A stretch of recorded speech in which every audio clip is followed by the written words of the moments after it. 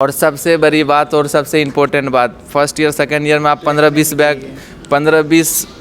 Bag लेके बैठ जाओ, उससे मतलब नहीं है। थर्ड ईयर में आपको एक सिंगल बाद बाकी प्रोसेस वगैरह जो है इंटरव्यू का प्रोसेस और यहाँ प्लेसमेंट की जो प्रोसेस है वो। और दूसरी चीज़ आप ये भी कर सकते हैं, जैसा कि मैंने किया कि डायरेक्ट कंपनी को मेल किया, तो ये मेरा एक मिस्टेक भी हो सकता है क्योंकि guys one second, welcome back to my channel being engineer. तो वेल गाइस, आप लोगों में से बहुत सारे बच्चों का क्वेश्चन होता है कि भैया यहाँ का प्लेसमेंट कैसे होता है, प्रोसेस क्या है, और बहुत सारे क्वेश्चन आपके मन में होते हैं। तो अनफॉर्चुनेटली मेरे साथ एक घटना घटा, जो ड्राइव था मेरा सैटरडे का, तो उसमें क्या हुआ कि गलती से जो है मेरा ड्राइव का वो बिना कंप्लीट किए मैंने सबमिट कर दिया। उसके बाद क्या हुआ, कैसे हमने कंपनी वालों से बात की, बहुत सारी चीज़ें हैं जो कि अभी मैं इस पूरे वीडियो में डिस्क्राइब करने वाला, और आप लोगों के लिए बहुत ज़्यादा इन्फॉर्मेटिव ये वीडियो होने वाली है। और हमारे साथ है मनीष भाई, जो कि हमारे बैचमेट ही हैं, और अभी मैं इसको इसलिए रखा हूँ यहाँ पे ताकि मैं कुछ भी कहूँगा, अगर मैं कहीं पे गलत हो जाता हूँ या फिर इनको लगता है कि मैं कुछ गलत बोल रहा हूँ या फिर ऐसा चीज़ बोल रहा हूँ जो कि नहीं बोलना चाहिए, नहीं बताना चाहिए, तो वो मुझे करेक्ट करेगा। एक्चुअली से बहुत शर्म आ रहा है बोलने में, तो मैंने सिर्फ इसे खड़ा किया है ये बोलने के लिए, ठीक है, करेक्शन के लिए रखा या फिर जज करने के लिए रखा। तो चलिए गाइस, वीडियो को स्टार्ट करते हैं। लेकिन वीडियो स्टार्ट करने से पहले आप अगर हमारे चैनल पे नए हैं तो प्लीज़ चैनल को सब्सक्राइब कर लीजिए, और आपको वीडियो अच्छी लगती है तो लाइक कीजिए और दोस्तों में शेयर कीजिए। तो वेल गाइस, सैटरडे की हम लोगों की दो ड्राइव थी, एक बिग ओ नेशन करके कंपनी था और एक था फिंजले FINZLY था, फिंजले कंपनी का। तो उसका जो था ड्राइव था, और एक्चुअली वो 24 घंटे के लिंक आया हुआ था, और लिंक जो है वंस टाइम ओपन वाला था, मतलब वंस टाइम अटेम्प्ट। अगर आपने एक बार क्लिक कर दिया तो आपको एग्ज़ाम लेना ही लेना पड़ेगा, अदरवाइज़ आपका लिंक वो एक्सपायर हो जाएगा। तो मैंने क्या किया कि दोपहर के टाइम में, मतलब 12-1 बजे मैं एग्ज़ाम देने के लिए बैठा, और पहला सेक्शन जो MCQ का वो मैंने कंप्लीट कर लिया। तो वहाँ पे सेव सबमिट का ऑप्शन आ रहा था, तो मुझे लगा कि वो सबमिट करने के बाद शायद दूसरे पोर्शन में, दूसरे सेक्शन में मैं रिडायरेक्ट हो जाऊंगा या फिर चला जाऊंगा। तो ऐसा कुछ हुआ नहीं, वो फाइनल सबमिट हो गया। और फाइनल सबमिट होने के बाद सभी बच्चों का एकदम मूड ख़राब, मतलब मेरा तो था ही। फिर हमने क्या किया, मतलब मैंने क्या किया कि मैं सो गया जाके, और सोने के बाद क्या हुआ कि मुझे कुछ समझ में नहीं आ रहा था बिल्कुल, मतलब काफ़ी इजी था एग्ज़ाम MCQ। तो मुझे लगा कि मे भी हो सकता है मैं इसका कोडिंग राउंड भी क्लियर कर लूँ, और जो भी उसका एक रिटन पोर्शन था वो भी शायद हो सकता है क्लियर कर लूँ। तो और कि इसमें क्या था कि बच्चे मात्र 50 बच्चे ही शॉर्ट लिस्ट किए गए थे, तो इसलिए थोड़ा अपना मुझे चांस दिख रहे थे। और चांस दिखने के बावजूद भी जब मैंने ये गलती कर दी, और ये बहुत बड़ी मिस्टेक है, मैं भी हो सकता आप लोगों से भी मिस्टेक हो, तो मैं बस इतना कहना चाहूँगा कि आप लोग कभी भी अगर एग्ज़ाम दे रहे हो, कोई ड्राइव वगैरह दे रहे हो, तो पहले अच्छे से चेक कर लो, चाहे 1 मिनट लग जाए, 30 सेकेंड या 50 सेकेंड लग जाए, तो वो टाइम देना चाहिए। जो गलती मैंने करा तो वो नहीं करना। अब मुझे चांस मिल गया, हो सकता है आपको चांस नहीं मिलेगा, तो मुझे चांस कैसे मिला तो मैं बताता हूँ। तो सीन क्या हुआ कि एग्ज़ाम सबका मूड ख़राब हो गया, तो फिर मैं एकदम से मतलब बेड पे चला गया, सो गया। और उसके बाद बिग ओ नेशन का भी मेरा ड्राइव था, तो वो भी मैं अच्छे से नहीं दे पाया।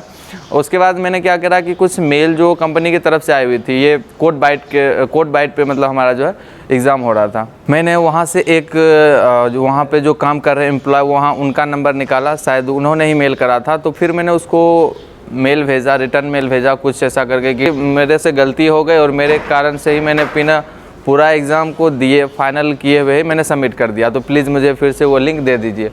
तो 10-12 घंटे 13 घंटे देखा, कोई मेल का रिप्लाई नहीं हुआ। अगले दिन संडे था, तो अगले दिन संडे को मैंने पूरा दिन मेल चेक नहीं किया, और शाम में जब मैंने मेल चेक करा तो मुझे मतलब मैंने जैसे ही देखा कि कोड बाइट की तरफ से मेल आया, तो मतलब मुझे लगा कि अरे ये क्या। फिर मैंने जैसे ही खोला तो मुझे दिखा कि अरे नया लिंक मुझे मिला है, और मैं काफ़ी मतलब खुश हो गया उस वक्त। और एट द टाइम मैंने एग्ज़ाम को अटैम्प्ट किया, और सारे क्वेश्चंस मैंने कर लिए, सिर्फ एक कोडिंग क्वेश्चंस नहीं हो रहा था, हालांकि आंसर आ रहा था, लेकिन उसका जो टेस्ट केस है 12 टेस्ट केस वो पूरा नहीं पास हो पा रहा था। फिर भी मैंने सबमिट कर दिया। तो अब मैं मनीष भाई साहब से ये पूछना चाहूँगा कि अगर इस टाइप का कोई ड्राइव वगैरह में हो जाता तो क्या करना चाहिए? पहला तो ये होना चाहिए कि पैनिक नहीं होना चाहिए ना। पहले आप मेल में आप जाकर के देख सकते हैं, दोबारा से रीचेक कर सकते हैं किसने भेजा है, क्यों भेजा है, कब भेजा है। उसके पूरे इंस्ट्रक्शन देने से पहले आपको इंस्ट्रक्शन पढ़ने पड़ते हैं कि जैसे बच्चे होते हैं लिंक ओपन करते हैं और डायरेक्ट एग्ज़ाम देने बैठ जाते हैं, तो उन्हें पता नहीं होता है कि किस बेसिस पे हमको एग्ज़ाम देना है, या उसके कितने सेक्शन हैं, कितने मिनट्स के हैं। जैसे होता है कि किसी में मिनट्स नहीं दिए हुए रहते हैं, कि बोल दिया जाता है आधे घंटे में, क्योंकि लिंक जो है ऑनलाइन होते हैं, तो ऑनलाइन में मेंशन नहीं होता है कि आपको टाइम ऑफ पीरियड जो होता है वो नहीं दिया होता है फिक्स। आप एग्ज़ाम 1 घंटे देना है, लेकिन बच्चे क्या होते हैं 1 घंटे के जैसे कि टाइमिंग अंदर मतलब बैकग्राउंड में चलता रहता है, लेकिन ये होता है कि आपको हो सकता है वो टाइमिंग शो ना कर रहा तो हो। नहीं कर रहा होता है, तो बच्चे ये सोचते हैं कि अभी तो टाइम है, अभी तो हम मतलब 1 घंटे नहीं हुए हैं, अभी हम दे सकते हैं और भी। लेकिन ऐसा होता है कि 1 घंटे बीत जाते हैं और बाद में हम सबमिट करते हैं तो उसका इवोल्यूशन नहीं हो पाता है। और एक चीज़ इन्होंने भी गलती किया था शायद TCS का एग्ज़ाम में, तो वो गलती अभी बताएगा। तुमने क्या करा था ये बताओ। मेरा TCS का एग्ज़ाम था, तो मैं उसमें 3 सेक्शन थे। एक था उसमें क्वांट था, भर्बल था और एक रीजनिंग था। तो मैंने तीनों सेक्शन दिए थे, अच्छे से हो गया था। तो और लास्ट में ये हुआ था कि मेरे 15 से 20 मिनट बचा हुआ था और मेरे कोडिंग राउंड चल रहे थे।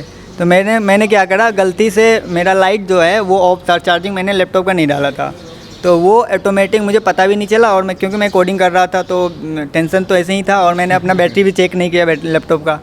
तो अचानक से बैटरी वो तो दिखता भी नहीं है ना, क्योंकि वो सारा विंडोज़ जो है ब्लॉक रहता है, तो आप चेक भी नहीं कर सकते हैं। क्योंकि मेरा लैपटॉप जो था ना फुल चार्ज था, तो रात में मैंने फुल चार्ज करके रखा था, जिसकी वजह से मैंने चेक भी नहीं करा कि क्यों ऐसा हो रहा है और कि किस लिए वजह से। मुझे लगा कि 2-3 घंटे के एग्ज़ाम है तो हो जाएंगे, 3 घंटे लैपटॉप चलता है। लेकिन बाद में ऐसा हुआ कि वो मेरा लैपटॉप का चार्ज जो है वो पूरा कम हो गया था, और मैं उसको विंडोज़ को दोबारा कुछ कर भी नहीं सकता था। मैं गलती से ये ऐसा हुआ कि मैंने चार्जिंग भी नहीं लगाया था, तो इसके वजह से ऐसा हुआ कि मेरा लैपटॉप 15 मिनट बचे हुए थे, कोडिंग लगभग ख़त्म ही होने वाला था, तो 15 मिनट पहले ही मेरा शट डाउन हो गया लैपटॉप। उसके बाद तो सीन ऐसा है कि मैं आप लोगों को बताता हूँ कि गलती कहाँ कहाँ हो सकती है और क्या क्या गलती नहीं करनी चाहिए। पहली बात, अगर आप लोगों को ये लगता है कि मेरा लैपटॉप 5 घंटे तक का जो है बैकअप दे देता है, तो वहाँ नहीं दे पाएगा, क्योंकि वो रियल टाइम जो अपलोडिंग डाउनलोडिंग होता है, आपका जो है वॉइस वहाँ जा रहा होता है, इनफैक्ट आपकी वीडियो भी जा रही होती है, तो वो काफ़ी ज़्यादा बैटरी ड्रेन करता है। मतलब काफ़ी मतलब वो उस टाइम पे बहुत सारे सेंसर जो हैं आपके बहुत सारे प्रोग्राम वगैरह चल रहे होते हैं बैकग्राउंड में, क्योंकि आपको एक ऐसा एप्लीकेशन वगैरह दिया जाता है जो कि सारे प्रोग्राम को मतलब बैन करके रखता है, कुछ भी आप उसमें नहीं कर सकते। अगर करे जाएंगे तो बिल्कुल टर्मिनेट हो जाएंगे, क्योंकि ये बिग ओ नेशन वाले में राजकुमार भाई साहब हैं, उन्होंने दूसरा टैब खोल लिया और एट द टाइम जैसे ही दूसरा टैब खुला उसको टर्मिनेट कर दिया, सबमिट हो गया, ऑटोमेटिक सबमिट हो गया, उसको टर्मिनेट कर दिया गया, ब्लॉक कर दिया गया। तो ऐसा बिल्कुल भी नहीं करना है। ये सब चीज़ें मैं इसलिए बता रहा हूँ ताकि इन फ्यूचर आप लोगों को बहुत हेल्प मिलेगी, और अभी भी जो एग्ज़ाम दे रहे होंगे तो उनके लिए भी ये बहुत हेल्पफुल होगा वीडियो। और दूसरी चीज़ आप ये भी कर सकते हैं, जैसा कि मैंने किया कि डायरेक्ट कंपनी को मेल किया, तो ये मेरा एक मिस्टेक भी हो सकता है, क्योंकि कंपनी का जो होता है वो एक लिंक होता है, किसी एक पार्टिकुलर पर्सन से होता है। आप पूरा यूनिवर्सिटी आप उसे कंसल्ट नहीं कर सकते हैं।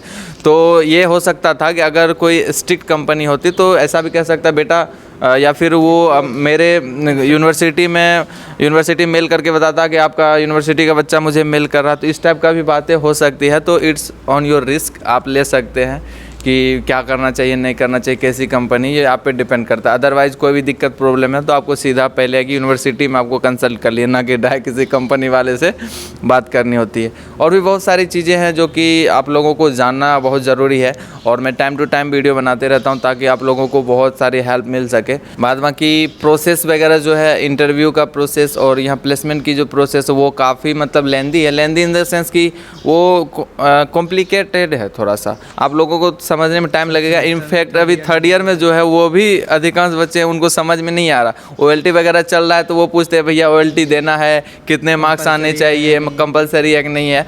तो बहुत सारी चीज़ें हैं जो कि आप लोगों को जानना ज़रूरी है। तो मैं टाइम टू टाइम जब मुझे समय मिलेगा तो मैं आप लोगों तक वीडियो पहुंचाता रहूँगा। और थैंक यू तो मैं बोलना चाहता हूँ यूनिवर्सिटी वालों को कि हमारी 2 घंटों की क्लास लगाता है और वो सुबह 10 बजे तक ख़त्म हो जाता है। एक्चुअली ये भी मेरे सेक्शन में अभी फ़िलहाल तो सीन ऐसा होता है कि हम लोग सुबह 8 बजे आते हैं, और जब सभी बच्चे कॉलेज जा रहे होते हैं तो हम लोग कॉलेज से आ रहे होते हैं, और अभी 11 ऑलमोस्ट बज रहे हैं तो अभी मैं कॉलेज से आके। और भाई ये मुझे ये नहीं समझ में आता है कि यार आप लोग सीधा प्लेसमेंट पे ही क्यों धप्पा बोल देते हो, उसके पीछे भी बहुत कुछ है। अगर एकेडमिक सही रहेगा, starting 1st year 2nd year 3rd year सही रहेगा तभी प्लेसमेंट। और सबसे बड़ी बात और सबसे इम्पोर्टेंट बात, 1st ईयर 2nd ईयर में आप 15-20 बैक लेके बैठ जाओ, उससे मतलब नहीं है। 3rd ईयर में आपको एक सिंगल बैक नहीं होना चाहिए। अगर बैक आ गई तो कम से कम 6 महीने के लिए तो प्लेसमेंट से बाहर हो। बिल्कुल है कि 8 महीने के लिए लगभग कितने, जनवरी से लेकर के आप सितंबर नहीं जुलाई तक के लिए बैन हो सकते हो, क्योंकि तभी आपका जब बैक का पेपर होते हैं या रिजल्ट निकलता है उसके बाद ही आप बैठ सकते हो ड्राइव में। तो ये चीज़ है कि बैकलॉग तो होना ही नहीं चाहिए 3rd ईयर में। और फर्स्ट ईयर में है तो ये नॉर्मल बात है, डरना नहीं है कि आप लोग पूछते हैं कि बैक इतना क्यों आते हैं, तो ये आएगा ही आएगा। और दूसरी चीज़ मैंने नोट्स के लिए बता दिया था कि बहुत सारे बच्चे अभी इनरोल कर चुके हैं ऑलमोस्ट, तो आप लोगों में अगर कोई इंटरेस्टेड हो, नोट्स वगैरह लेना चाहते हो, क्योंकि कंटेंट बहुत है अपने पास, बहुत ज़्यादा 100+ नोट्स है अपने पास CS ब्रांच के लिए, और BCA इंक्लूडेड है, उसमें भी सेम सब्जेक्ट होते हैं ऑलमोस्ट, तो आप लोग वो प्रीफर कर सकते हैं। BCA वाले भी प्रीफर कर सकते हैं और BTech वाले भी और MCA वाले भी, ये तीनों कोर्स का इनरोल कर सकते हैं, जिसका लिंक जो डिस्क्रिप्शन में दिया गया है। फटाफट से करो, क्योंकि मैं सोच रहा हूँ 10 तारीख के बाद जो उसका प्राइस इंक्रीमेंट करने के लिए, क्योंकि एक कहावत है, जो जगेगा वो पाएगा, जो सोएगा वो खोएगा। तो जो जितना जल्दी इनरोल करेगा उसको कुछ ना कुछ बेनिफिट मिलेगा, और आपको मेरे व्हाट्सएप पे जुड़ने का मौका मिलेगा, और हम लोग साथ में बैठ के बातचीत करेंगे और जितने भी प्रॉब्लम, एकेडमिक प्रॉब्लम होगा वो सॉल्व करेंगे।